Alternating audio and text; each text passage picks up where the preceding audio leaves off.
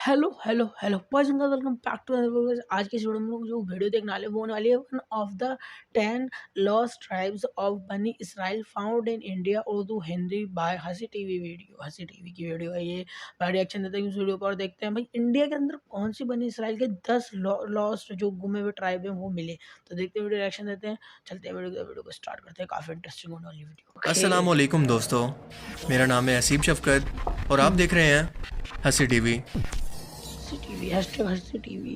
The far east of India, in the Mizoram and Manipur regions, the Indian Jewish community of Bnei Menashe has its home. Believed to be descendants of Menashe, son of Joseph, they lived an isolated life for years, passing their traditions orally, believing them to be unique. आज 2024 के अंदर finally बनी Israel के 12 lost tribes यानी खो चुके कबीलों में से एक का खोज लगा लिया गया है। और ये और कहीं नहीं बल्कि हमारे हमसाया मुल्क इंडिया के नॉर्थ ईस्ट के अंदर मौजूद रियासत मणिपुर के अंदर मौजूद हैं। और सबसे हैरत की बात यह है कि इन्हें खुद भी अब तक इस बात का इल्म नहीं था, मगर ये आज से 4000 साल पहले मौजूद यहूदी कौम के रस्म व रिवाज, इबादत और तारीख को फॉलो करती आ रही है। अब यहाँ पर सवाल पैदा होता है कि ये लोग आखिर फ़लस्तीन से यहाँ पर पहुँचे कैसे। ऐसे हैरत अंगेज़ इंकशाफात जो कि आपके होश उड़ा देंगे। लेकिन इससे पहले आपको बनी इसराइल कौम की तारीख और इनके गुमशुदा 12 कबीलों की हिस्ट्री को मुख्तसर तौर पर समझना होगा। तो आइए पहले उनको जान लेते हैं। हज़रत इब्राहीम अलैहिस्सलाम को अल्लाह ने नमरूद की आग से निजात दी तो आपने फ़लस्तीन की तरफ हिजरत की और यहाँ पर आपके 2 बेटे, पहली बीवी हज़रत सारा से इसहाक अलैहिस्सलाम और दूसरी बीवी हाजरा से इस्माइल अलैहिस्सलाम पैदा हुए। हज़रत इसहाक के बेटे थे हज़रत याकूब अलैहिस्सलाम जो कि इसी सरजमीन फ़लस्तीन के किनान के इलाके के अंदर आबाद थे। इनका लक़ब था इसराइल और इसी लक़ब की वजह से इनकी औलाद को बनी इसराइल कहा जाता है। आपके 12 बेटे थे और एक बेटी थी जिसका नाम था दीना। इन 12 में से 10 बेटे थे एक माँ से, जबकि हज़रत यूसुफ अलैहिस्सलाम और इनके भाई बिन्यामीन दूसरी माँ से थे।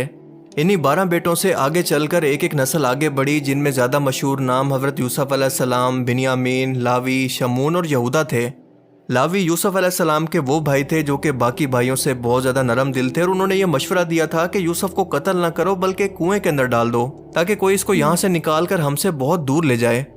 लावी की ही नस्ल से आगे चलकर हज़रत मूसा अलैहिस्सलाम पैदा हुए, जिन्होंने बनी इसराइल कौम को फ़िरौन मिस्र से निजात दिलवाकर फ़लस्तीन के अंदर आकर दोबारा से आबाद किया। क्योंकि आप जानते हैं कि हज़रत यूसुफ अलैहिस्सलाम के दौर के अंदर ये बनी इसराइल कौम मिस्र के अंदर आकर आबाद हो गई थी। यहूदा की नस्ल आज इसी निस्बत से यहूदी कहलाती है जो कि मौजूदा इसराइल के अंदर मौजूद है और दुनिया भर से इन यहूदियों को यहाँ पर लाकर बसाया जा रहा है। यहूदा ही की नस्ल से हज़रत दाऊद अलैहिस्सलाम और हज़रत सुलेमान अलैहिस्सलाम थे जिनकी हुकूमत अल्लाह ने पूरी दुनिया पर कायम की थी, जबकि बनी इसराइल की डेफिनेशन के अंदर ये तमाम 12 कबीले शामिल हैं। अब यहाँ पर यह सवाल पैदा होता है कि बनी इसराइल के ये 11 कबीले इस वक्त कहाँ हैं। यूसुफी, शमूनी, लावी और इसके अलावा बिन्यामीन जैसे कबीलों का क्या हुआ। हज़रत सुलेमान अलैहिस्सलाम की वफ़ात के बाद इनकी अजीम तरीन सल्तनत आपसी खाना जंगी की वजह से 2 हिस्सों के अंदर तकसीम हो गई।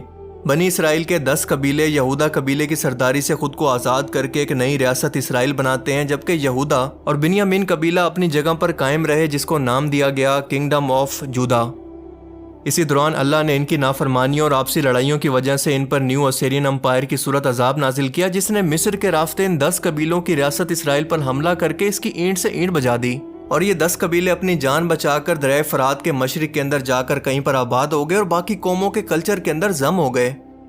न्यू असेरियन अम्पायर ने बाकी 2 कबीलों यानी बिन्यामीन और यहूदा की रियासत किंगडम ऑफ जूदा यानी यहूदा की रियासत पर भी हमला किया, लेकिन वो इसको फतह न कर सके। किंगडम ऑफ जूडा के अंदर क्योंकि यहूदा कबीला हुक्मरान और ताकतवर था, लिहाजा इस रियासत जूडा और यहाँ पर रहने वाली कौम को यहूदी कहा जाने लगा। 1300 BC में बाबुल के बादशाह बख्त नसर ने इस पर हमला करके इसे मुकम्मल तौर पर तबाह कर दिया और हैकल सुलेमानी जिसे सुलेमान अलैहिस्सलाम ने बनवाया था इसको तबाह कर दिया। लाखों यहूदियों को गुलाम बनाकर अपने साथ बाबुल ले आया, जिन्हें 70 साल के बाद ईरान के बादशाह जुल्करनैन ने आज़ाद करवाया और ये लोग दोबारा से फ़लस्तीन के अंदर आकर आबाद हो गए। इन लोगों ने वापस आकर एक बार फिर से इस तबाहशुदा हैकल सुलेमानी को दोबारा से तामीर किया। इसके 600 साल के बाद रोमन अम्पायर के बादशाह टाइटस ने इस रियासत के शहर यरूशलेम पर हमला करके इसको मुकम्मल तौर पर तबाह कर दिया और दूसरी मरतबा हैकल सुलेमानी भी तबाह हो गया और ये यहूदी कौम दरबदर होकर यूरोप, अमेरिका और बरतानिया के अंदर चली गई। लेकिन उन 10 कबीलों का 2000 साल से कोई अता पता नहीं था। दूसरी जंग अजीम के बाद बाल्फोर डिक्लेरेशन की वजह से यहूदी रियासत इसराइल कायम की गई और दुनिया भर से यहूदियों को यहाँ पर लाकर आबाद किया गया और ये सिलसिला आज तक जारी है। यहूदी कौम ये मानती है कि तौरात के मुताबिक इनका मसीहा दुनिया में वापस आकर इनके 10 और कबीलों को इकट्ठा करके एक बार फिर से वो अजीम सल्तनत कायम करेगा जो कि हजरत सुलेमान अलैहिस्सलाम के दौर में थी, और इसे वो ग्रेटर इसराइल का नाम देते हैं, जिसका वो नक्शा भी जारी कर चुके हैं। बनी इसराइल के इन 12 कबीलों में से 10 कबीले आज भी पूरी दुनिया के अंदर कहीं पर फैले हुए हैं और कई कौमें खुद को इन कबीलों से होने का दावा करती रहती हैं, लेकिन इसे साबित नहीं कर पाती। लेकिन इन्हीं 10 में से एक कबीला हिजरत करता हुआ 2000 साल पहले मौजूदा हिंदुस्तान की रियासत मणिपुर के अंदर आकर आबाद हो गया, जिन्हें बनी मनीषियाई कहा जाता है। ये लोग खुद को मनीषियाई की औलाद कहते हैं और ये नाम बनी इसराइल से मिलता जुलता है, जो कि इंडियन का कल्चर तो बिल्कुल नहीं है। ये बनी मनीषियाई कौम मजहबी तौर पर तौरात की मानने वाली है और बिल्कुल इसी तरह से लिबास, कल्चर और मजहबी रसूमात को अदा करती है जैसे आज के यहूदी करते हैं। और ये लोग आज से कई सौ या हजारों सालों से इसी जगह पर इसी तरह से अमन से रह रहे हैं। इनकी हिस्ट्री के अंदर ये लिखा हुआ है कि इनका असल घर दरअसल फ़लस्तीन था, जहाँ से इनको निकाल दिया गया और ये लोग इराक, अफगानिस्तान और चीन से होते हुए नॉर्थ ईस्ट इंडिया के अंदर आकर आबाद हो गए। यहाँ आकर भी ये लोग अपना कल्चर, अपना मजहब बिल्कुल नहीं भूले। लेकिन फिर भारत पर ब्रिटिश कॉलोनाइजेशन के बाद सब कुछ बदल गया। साल 1990 के अंदर बरतानवी हुकूमत ने वॉलिश मिशनरीज यानी क्रिश्चियन पादरियों को नॉर्थ ईस्ट इंडिया के कबीलों के अंदर क्रिश्चियनिटी की तबलीग के लिए भेजा। यहाँ पर कई मिशनरीज स्कूल कायम किए गए। वॉलिश मिशनरीज इनको तबलीग करके ग्रुप्स की सूरत में इनके मजहब से हटाकर क्रिश्चियनिटी के अंदर इनको कन्वर्ट करने लगे। अब इसकी वजह से बहुत सारे बनी मनीषियाई के लोगों ने यहूदियत को छोड़कर क्रिश्चियनिटी को कबूल कर लिया और जो लोग बच गए उन्होंने भी आहिस्ता आहिस्ता अपने रस्म और रिवाज और कल्चर को काफ़ी हद तक छोड़ दिया।